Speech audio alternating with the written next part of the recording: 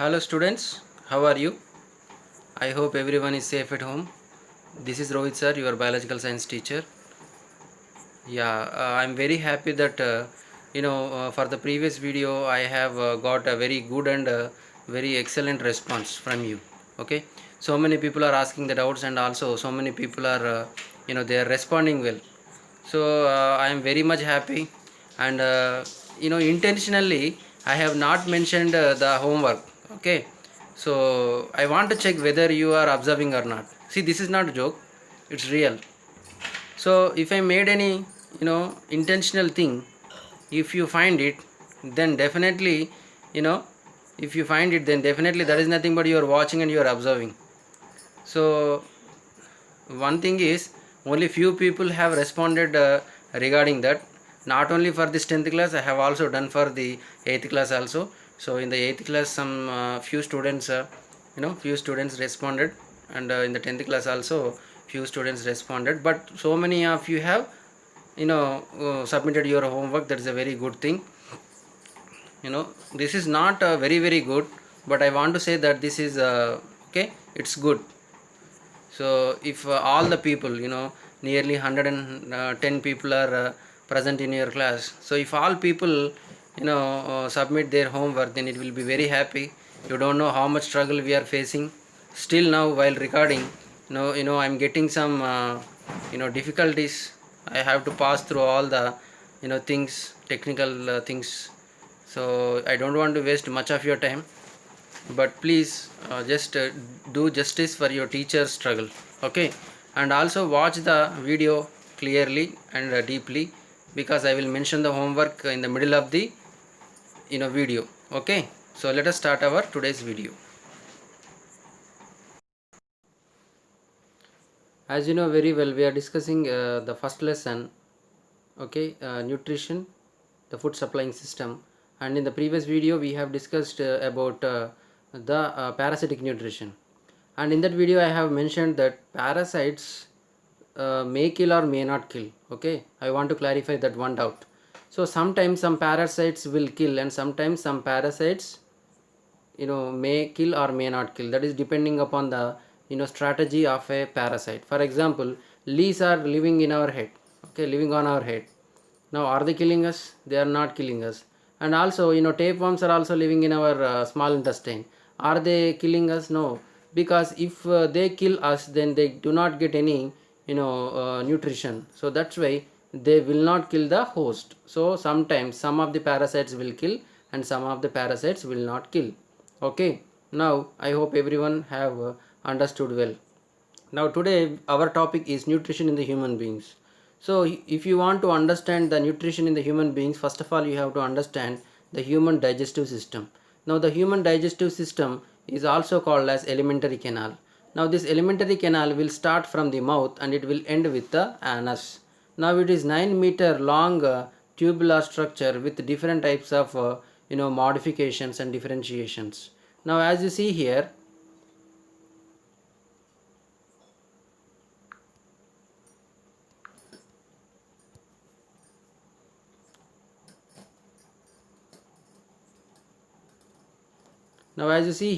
this is the mouth part. Mouth part is the beginning of the alimentary canal and the anus is the end of the alimentary canal. Now here the mouth is attached to a special circular muscular structure. This is called esophagus. Now esophagus will ends near the stomach. Now the tube, cylindrical and long tube like structure, is called esophagus. This esophagus is a tube-like structure which helps the food to send from mouth to the stomach. Okay. Now the next part is the stomach. The stomach, a bag-like or a pouch-like structure.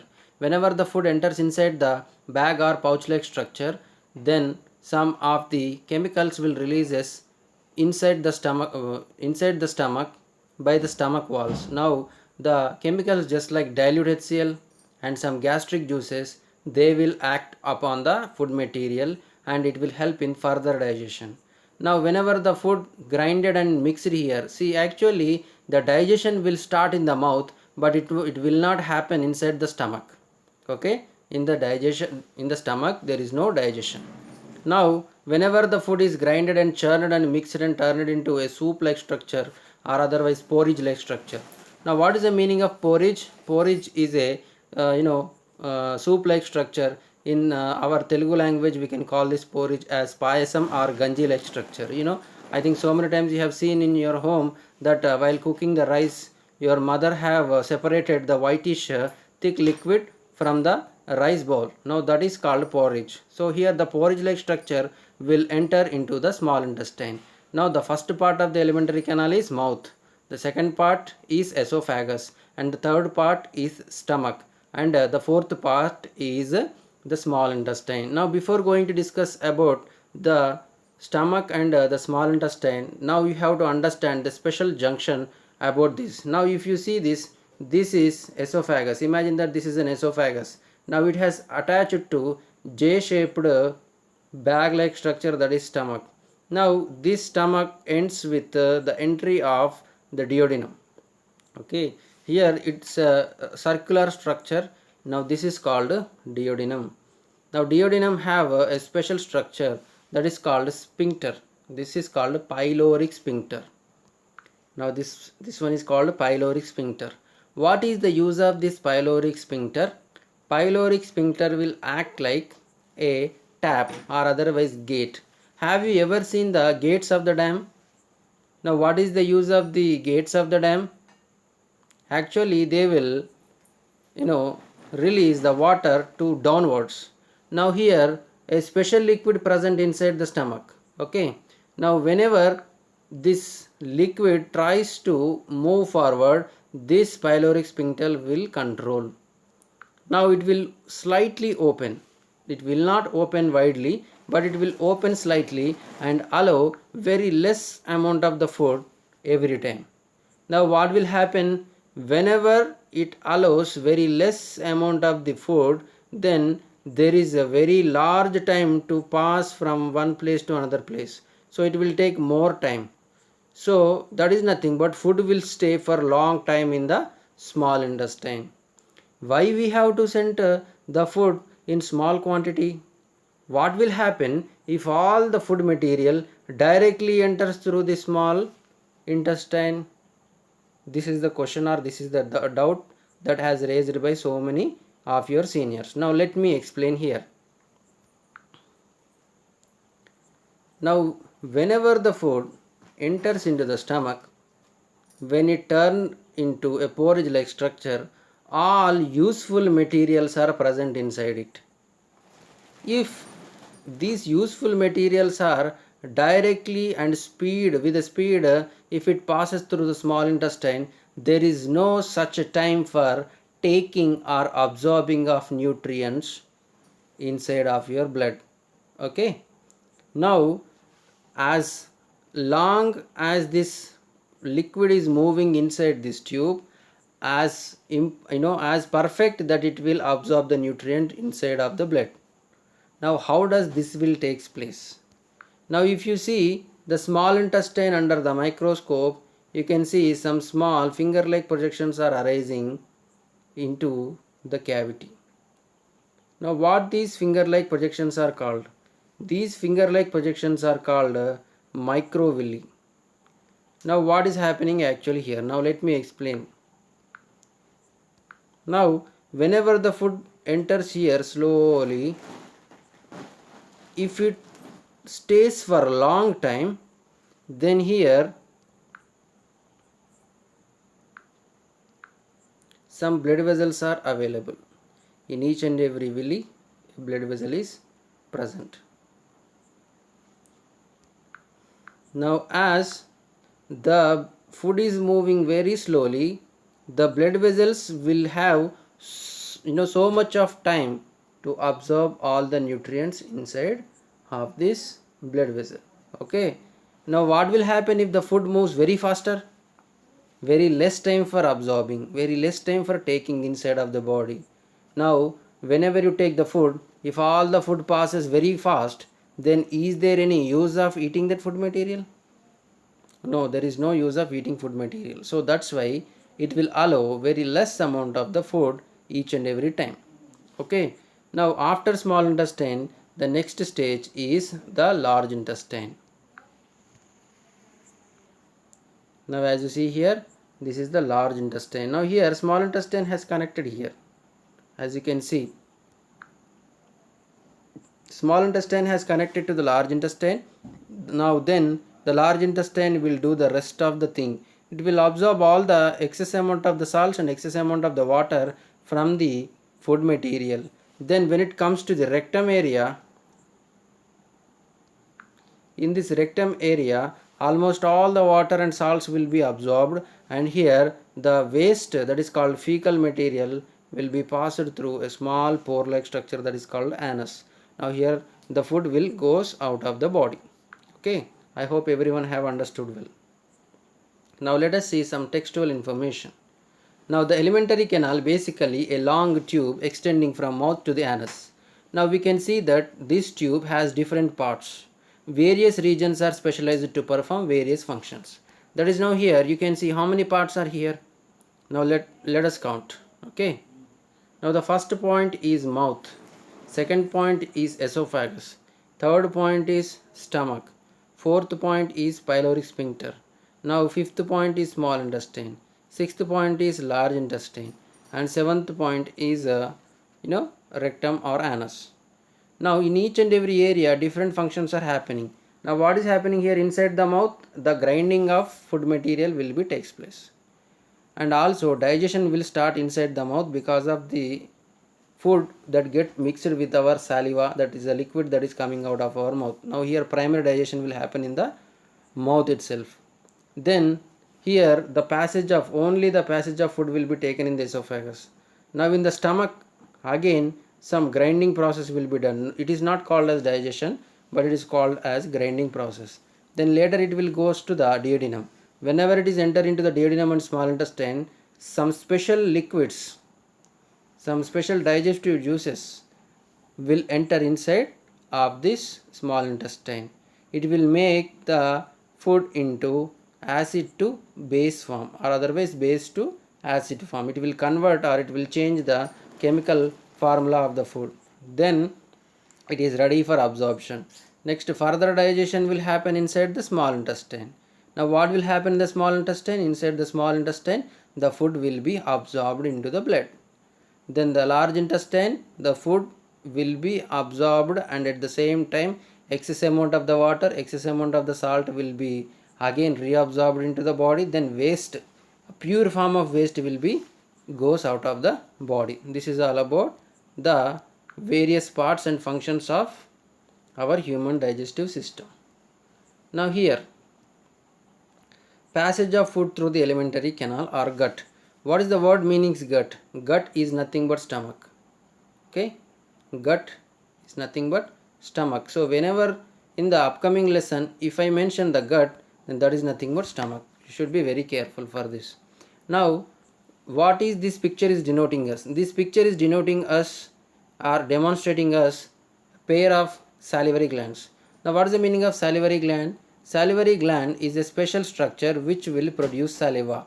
Saliva is a special liquid that is produced inside of our mouth, and it will helpful for the digestion of food material. Now whenever you take the food inside, when at the time of taking the food inside of your mouth, some liquid will come from the bottom of your tongue. Am I right? So many times you have experienced that. If I say any food material just like rasgulla or rasmalai or pani puri or biryani, if I say all these words, what will happen? Your food start watering. Sorry, your mouth will start watering. Am I right or not? Now where does this water is coming from? It is coming from the salivary glands located inside of our body. Now this saliva has special structures or special characteristics. What is the specialty of the salivary gland? Salivary glands produce saliva. Saliva primary function. Now please note down, what is the primary function of saliva? Saliva will make the food wet, and it will helpful for converting the food into bolus. What is the meaning of bolus? Bolus is nothing but slimy and slurry mass, a very gel like structure of food material. Then it will also help in grinding. See, whenever your mother is grinding in the grinder, then if the grinding process delayed, then what she will do? She will add some water to that grinder and again she will repeat the process. See, before adding the water, the process was very hard, but when you add the water, the grinding process will become easy. So here the saliva will act like water inside the grinder, and it will help the grinding process very faster. Now here also this saliva will also act like the liquid substance that will helpful for chewing better and grinding better, and also it will helpful for digestion. Okay, now here there are three pairs of salivary glands present inside of our mouth. One is located below our tongue, one is located near our ears, and one is located near the jaw.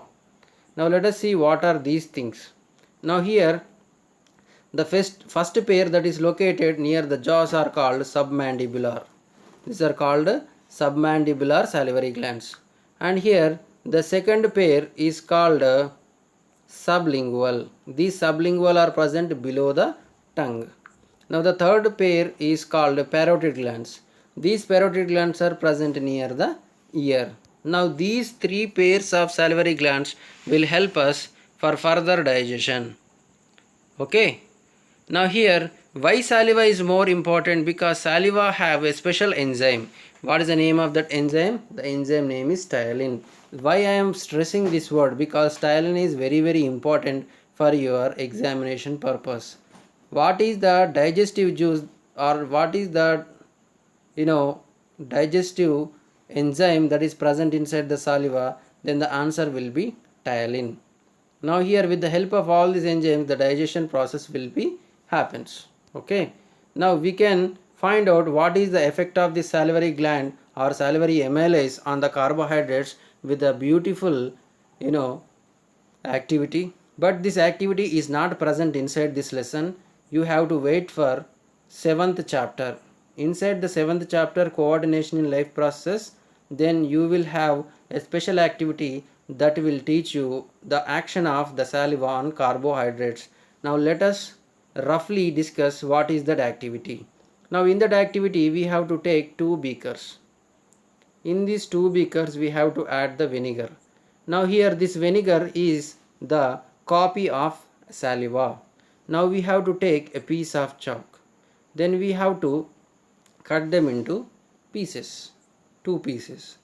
First piece will be added to the first beaker.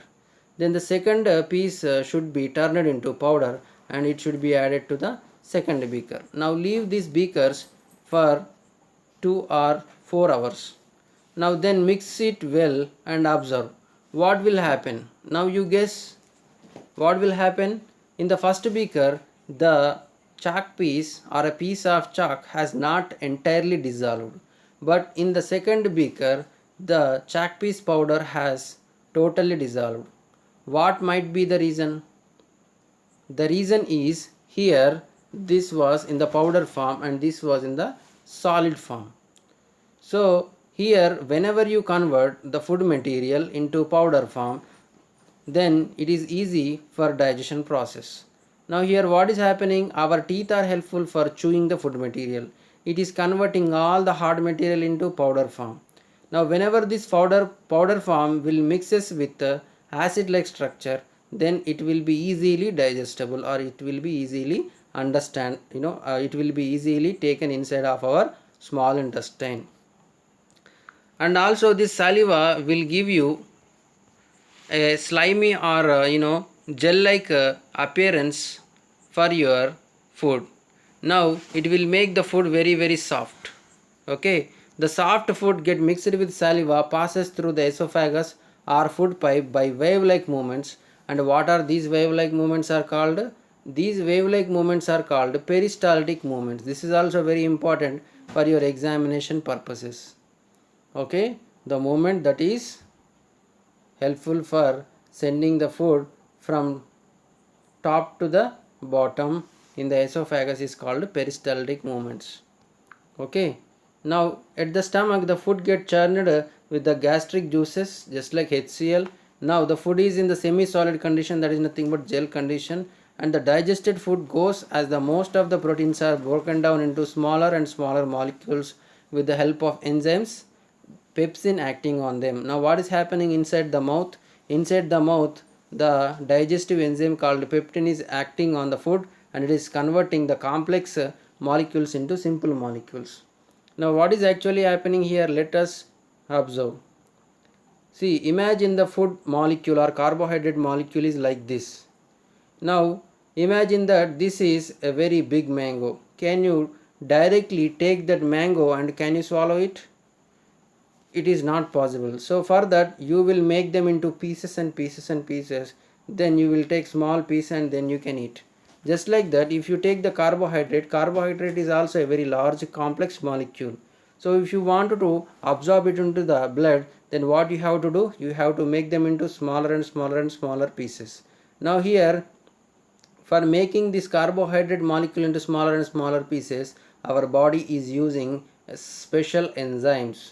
These enzymes are called digestive juices. Okay. Now here, food in the form of soft slimy substance where all the proteins are converted into simple ones, that is called chyme. Okay. Now please take the notebook and you write what is chyme here. So chyme is nothing but the food in the form of soft slimy substance where the proteins and carbohydrates have been broken down. Okay. Now here a ring-like muscles are present in the pyloric sphincter. As I have said that pyloric sphincter. This pyloric sphincter will relax and open this into the small intestine. As I have said earlier in the earlier classes, this is the stomach and this is the duodenum, and here a special valve or ring-like muscles are available here. These ring-like muscles will, it will close and it will open. It will close and open. See, this is a ring-like muscle-like structure. Now whenever it closes, the food will be stopped. Whenever it opens, then slowly some amount of the food only passes into the duodenum or small intestine. Now here these sphincters are responsible for regulating. What is the meaning of regulating? Controlling the opening of the passage such that only small amount of the food passes into the small intestine. Okay. Now here the small intestine is a very long structure, and its proximal part is duodenum. I have already said what is duodenum. Now here further digestion and conversion of proteins and fats will be done inside of the small intestine. Now here there is a special structure called pancreas. Pancreas will produce pancreatic juice. Now here pancreatic juice will convert the internal condition of the small intestine gradually from base to acid. Okay. Now here fats, what about the fats that we have taken? Now all the fats are digested and converting them into small globule like structure by the action of bile juice. Okay. Now where does this bile juice is coming from? This bile juice is produced by the liver. Now when you see this picture here, you can see the liver is attached to the stomach. Am I right or not? Now what is happening here? This liver, with the help of a special tube-like structure, it is releasing some chemicals inside of the small intestine. Okay. Now these small intestine will receive the bile juice. This bile juice have some chemicals. Now what this chemical will do? This chemical will convert the fats into fat globules. Now conversion of these fats to fat globules are called emulsification. Okay. Now what is emulsification? Emulsification is nothing but converting of fats, digesting of the fats into fat globules by the bile juice secreted from the liver. Now here pancreas is also a special structure. It will release some enzymes like trypsin. They will help in the conversion of proteins and lipase for fats. Okay, further digestion will happens of proteins and lipase and fats. Now here the walls of the small intestine will also secrete some gastric juices, special intestinal juices. They are called succus entericus. What is that? Succus entericus. Now which carry the process further, that is small molecules of the proteins are converted into another smaller and smaller molecules. Now the same is the condition with the fats also. So carbohydrate digestion will start in the mouth, then it will pass, it will not happen in the esophagus, and it will not happen in the stomach, but it again restart in the small intestine. That is all about these paragraphs, and this is all for today's class. We will discuss about the activity 4 in the upcoming video. I hope everyone is enjoying these classes. Okay, now I promise that I will make more and more classes with an interesting and funny way, and also I will come regularly on live. This Sunday also I am planning for coming live with all your support. Okay, so now let us discuss about today's homework. Now what is the homework? During this video we have discussed about so many key points. What is emulsification, now what is succus entericus, what are the parts present inside the small intestine, or what is the present what are the parts present inside the alimentary canal, all these things.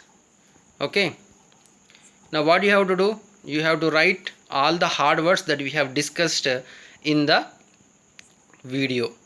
Okay, write the hard words that we have discussed in this video, and also you can easily identify by I have specially highlighted them, right? Submandibular, like that, parotid glands, like that. And also you do one thing, you draw the diagram of alimentary canal. Okay, at least you have to write 5 hard words or 6 hard words. If you write more than that, that is also appreciable, but everyone must and should draw the alimentary canal diagram. If you have any doubts regarding this video, then you can ask the questions below 4 p.m. every day, and you can message me to my personal number. Thank you. Have a great day. God bless you. Bye.